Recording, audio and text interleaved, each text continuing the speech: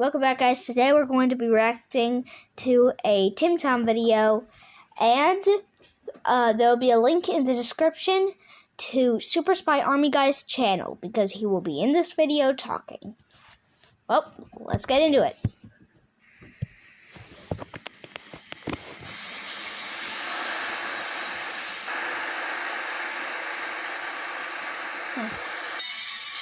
What?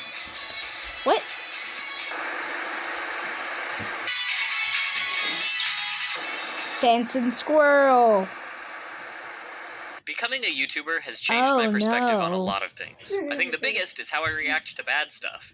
Because if something awful happens, if the absolute worst thing you can imagine happens to me, at the very least, I can turn it into a video. And really, the worse things are, the better the story. So when something in my life goes wrong, there's a tiny part of me that's like, yes!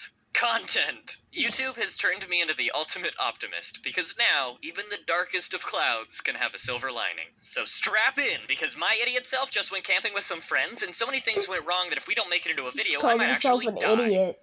New pants! Let's go! Wait, it was a beautiful day in Southern California. Like most YouTubers, I live in LA now. R.I.P. Boise, you will be missed. And I had the bright idea to go camping. I should go camping with some friends, I said to myself, like a crazy person, and I called up some friends to see what they thought. I don't know. I'm pretty busy, said Jordan, busily. Please, we'll have fun in the sun and sleep under the stars and make s'mores over a nice warm fire. It wouldn't be camping without Something's s'mores. Gonna go very, you very need to be here wrong. Like 6 a.m. Does that work?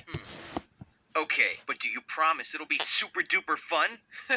Sure. Then I called Hazel and Alyssa and somehow made the outdoors sound like a pleasant change of pace for making videos instead of the Machiavellian hell world we were blissfully unaware of and that would soon consume our souls. Mosquitoes, they were down to so I went to Target to get a tent, worms. some water, and a jump on those concrete balls out front because I might be in my 20s, but I will never not climb on Target's balls. Now, there were a few things I didn't buy, and a few of those were even on purpose. Like, in my mind, we didn't need air mattresses. That would be too bougie. If we brought air mattresses, we might as well bring flat-screen TVs.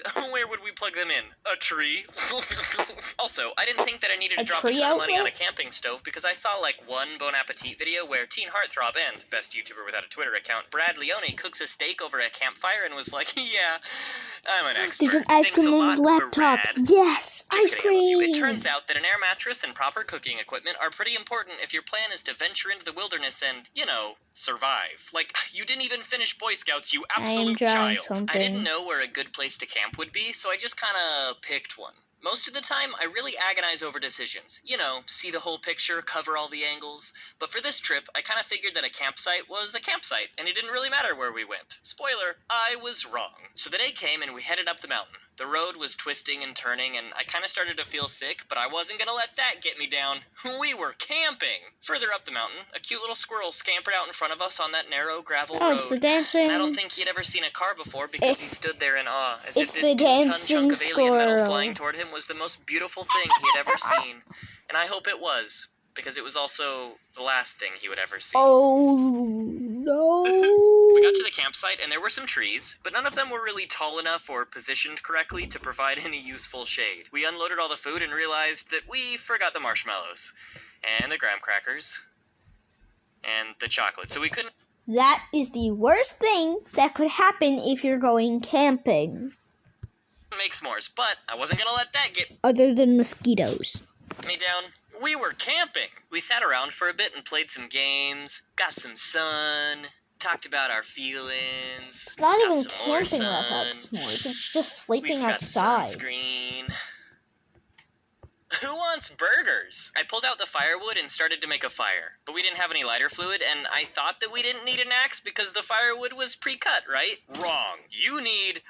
Okay, clearly I'm not an expert, but I think it would have been easier to get going if some of the pieces were smaller and covered in lighter fluid. Or gasoline. Anyway, I saw this thing about how chips are flammable, so the minute I realized our big bag of chips could be used as kindling, I took it away from everyone. No eat. Only burn. But apparently, bridges are the only thing I'm capable of burning because despite my best efforts, the fire was a ridiculously smoky mess that nobody could get cozy comfortable next to without being blinded by a jet stream of ash and despair. We tried to... I know that feeling because Everyone that's gone camping knows that feeling. Yeah, because one time I was going Yes, camping, yes, and we all know. Well, they don't. I sat down and just. Silence, fool. I had to cook So I didn't burgers over see the that. fire, and like a couple of them Didn't didn't say taste it too right. bad, but it had taken so long to get things going that everyone was pretty absurdly hungry, so I think literally anything would have seemed appetizing at that point. Even half-cooked burgers that made Hazel get sick and throw up. But none of that could get us down because we were camping. During the day, the surface temperature of Mars can reach 20 degrees Celsius or about 70 degrees Fahrenheit. If not for the thin, nearly oxygenless atmosphere, we Earthlings might consider it comfortable. But during the Martian night, which is only slightly longer than our own, temperatures plunge to minus 153 degrees Celsius.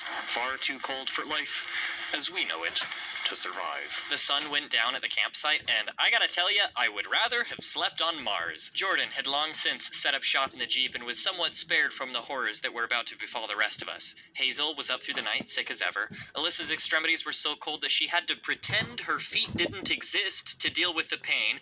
Everybody was sunburnt, and to top it all off, the ground was so bumpy and sharp that it really hurt my back. We went to bed early to try and just end it all as quickly as possible, but you can only sleep so much. We woke up well before sunrise and found it impossible to fall back asleep, so we broke down the tents and packed everything up in the horrible frozen darkness. I don't think we left anything behind, but even if my fingers had fallen off, I wouldn't have noticed or honestly even cared. Despite all of that, I still had a lot of fun hanging out with my friends. It definitely wasn't worth it, but hey, at least we got a video out of it.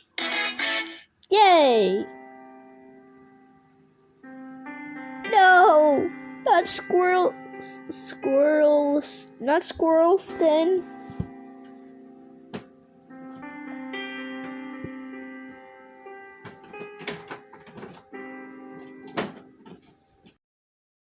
Bye guys, hope you enjoyed this video. Please like and subscribe, and rest in peace, squirrelston.